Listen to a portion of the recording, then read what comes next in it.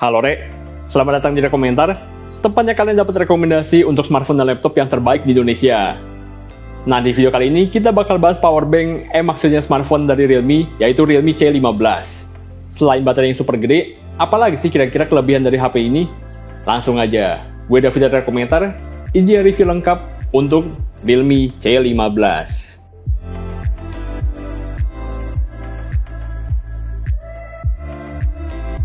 Buat kalian yang lagi nyari HP di kisaran budget 2 juta, dan yang paling penting baterainya awet buat nemenin kalian seharian full, bahkan 2 hari juga sanggup, smartphone Realme yang satu ini bisa jadi pilihan Yahoo. Baterai 6000 mAh-nya dijamin sanggup digeber seharian. Klaim Realme bahkan bilang kalau standby doang bisa nyala sampai hampir 2 bulan. Gile nggak tuh? 2 bulan bukan 2 hari. Dan HP ini juga bisa jadi powerbank kalau kepepet. Ada 3 varian untuk HP ini, yang beda di ukuran RAM sama memori internalnya aja. Paling murah di 1,999 juta, yang tengah 2,2 juta, dan yang paling tinggi 2,5 juta untuk RAM 4 GB dan memori 128 GB. Kalau mau yang lebih murah dikit, ada Realme C12 yang baterainya sama. Tapi dengan selisih harga cuma 100.000, menurut kita jauh lebih worth it buat beli yang C15. Karena dapat tambahan kamera ultrawide, charger yang lebih kenceng, sama memori yang 2 kali lebih gede. Walaupun gitu, apalah ya HP ini di harga 2 juta kurang 1.000. Jadi apa aja yang bisa kalian dapat kalau beli Realme C15 ini? Isi kotaknya sih standar aja. Selain HP-nya, ada kertas-kertas sama SIM ejector, nggak dapat casing yang biasa ketat banget kayak seleksi CPNS, chargernya 18 watt dengan kabel yang ujungnya masih micro USB. Yang paling kerasa dari awal pegang HP ini, bodinya tebal banget. Wajar sih, baterainya segede bagong gitu kan. Beratnya juga lumayan, 200 gram lebih. Dari segi desain, seri C11, 12, 15 ini emang beda dari desain Realme yang pada umumnya, yang biasanya kameranya manjang aja ke bawah. Kali ini housing 4 kameranya bentuk persegi di kiri atas, dengan flashnya yang nggak dapat tempat jadi kayak tompel aja di bawahnya. Ada sensor fingerprint di belakang, dan nggak lupa tulisan Realme wajib ada di bodi polikarbonatnya ini. Pilihan warnanya ada biru dan silver, dengan pola garis di diagonal, dan warnanya yang matte gini jadi nggak gampang nempel sidik jari. Ada teksturnya juga nih buat kalian yang suka. Bagian sisinya nggak ada yang spesial. Di atasnya kosong, sebelah kanan ada tombol power sama volume, di bagian bawah ada speaker, port charger yang masih micro USB, mic, sama headphone jack. Di sisi kirinya ada slot SIM card, dengan SIM tray-nya yang triple slot. Jadi bisa maksimal 2 kartu SIM dan 1 memory card eksternal. Kalau masih kurang juga memorinya, HP ini juga udah support OTG. Sementara di bagian depan, layarnya pakai panel IPS 6,5 inci dengan resolusi HD yang udah dilapis Gorilla Glass. Kamera selfie-nya pakai model tetesan air dengan ada earpiece di atasnya. Buat nonton video sih masih oke lah, walaupun maksimal di 720p aja. Wajar banget sih di harga segini, kebanyakan juga masih HD. Itu kan kalau buat nonton. Kalau buat main game gimana? Dari yang kita rasain, chipset MediaTek Helio G35 emang bukan yang paling maknyus buat ngegame. Tapi seenggaknya seri Helio G ini lebih dioptimasi buat gaming. Jadi clocknya ditingkatkan walaupun sebenarnya lebih ditujukan buat core yang lebih hemat daya. Sebagai patokan, angka benchmarknya kurang lebih segini. Buat harga 2 juta ya lumayan lah ya. Walaupun masih kerasa agak berat sih kayak buat animasi atau transisinya. Buat main game berat kayak PUBG atau CODM, emang masih jauh dari maksimal. Tapi buat main happy-happy aja sih oke lah. Tapi kalau hobinya main game yang lebih enteng macam Mobile Legends, udah bisa grafik high dengan high frame rate pula. Nggak ada keluhan sama sekali lah kalau ini. Di topang pilihan RAM 3 atau 4 GB, HP ini tergolong nyaman buat multitasking. Gitu juga dengan memori internal yang disesuaikan aja. 64 GB aja cukup atau perlu sampai 128 GB. Tapi yang paling asik bukan di prosesor atau RAM-nya, melainkan di baterainya yang bisa bikin kalian tahan lebih lama pas main. Dengan baterai 6000 mAh dan chipset yang gak terlalu kenceng, HP ini sanggup tahan sampai 10 jam 19 menit dari hasil tes baterai kita. Yang penasaran sama tes baterainya, langsung aja klik di pojok kanan atas. Contohnya nih, di kondisi baterai 34% aja, estimasinya masih kuat sampai 10 jam 29 menit lagi. Bahkan masih ada mode power saving dan super power saving yang bisa bikin HP ini tahan sampai 16,5 jam lagi. Hitung aja, kalau dari penuh ya sekitar 3 kali lipatnya itulah. Ampun-ampunan dah ini baterainya. Dengan baterai segede ini, HP ini juga bisa jadi powerbank buat ngecas HP lain asal punya kabelnya aja. Buat HP ini sendiri, Realme ngasih charger yang udah fast charging 18 watt. Tapi anehnya nih, lambat banget ini bukan kayak 18 watt.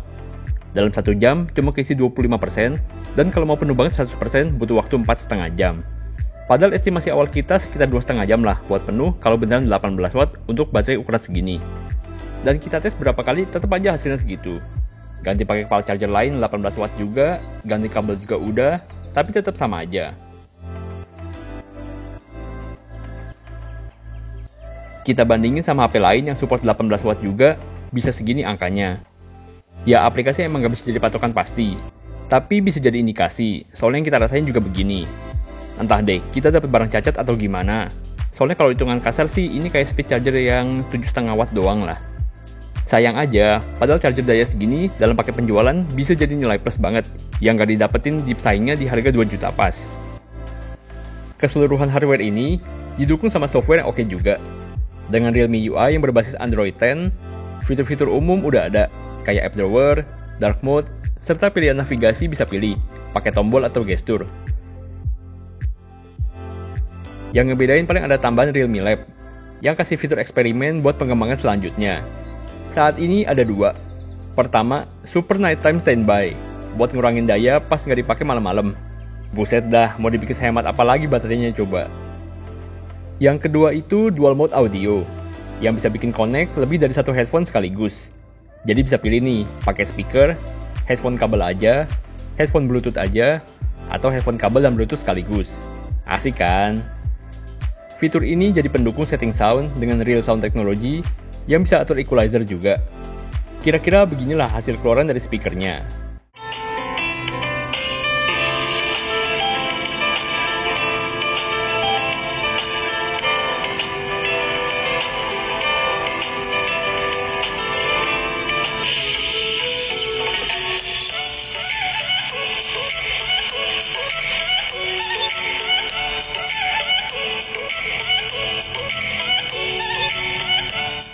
Terakhir soal kameranya. Konfigurasi kameranya tergolong lengkap lah buat harga segini. Ada kamera ultrawide 8 megapiksel buat nemenin kamera utama 13 megapiksel.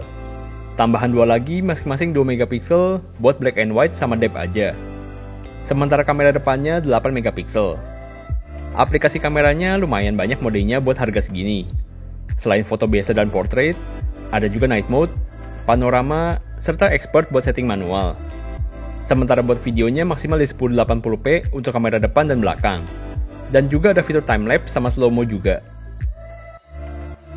Hasil fotonya sesuai ekspektasi buat harga segini. Bahkan bisa dibilang lumayan kalau di kondisi terang. Walaupun dynamic range-nya kurang, tapi detailnya tergolong oke. Zoom-nya bisa maksimal 4 kali, dan kalau mau lebih lebar bisa pakai ultrawide juga.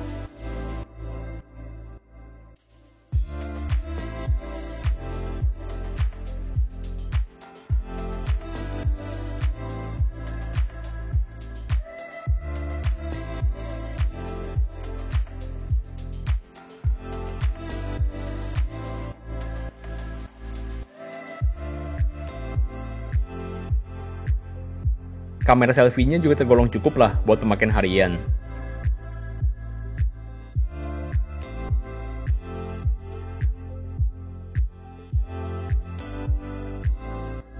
Berasa kurangnya pas foto gelap sih.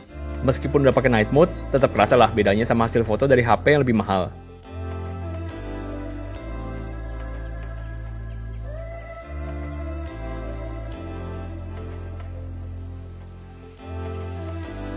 Gitu juga videonya yang menurut kita masih bisa diimprove lagi. Tapi buat harga 2 juta pas sih udah oke ini.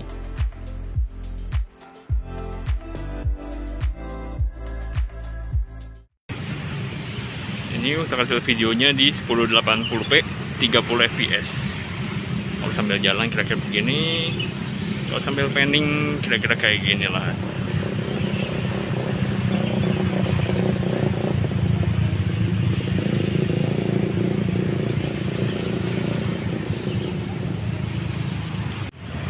Nah ini untuk video selfie-nya di 1080p, kira-kira kayak beginilah hasilnya.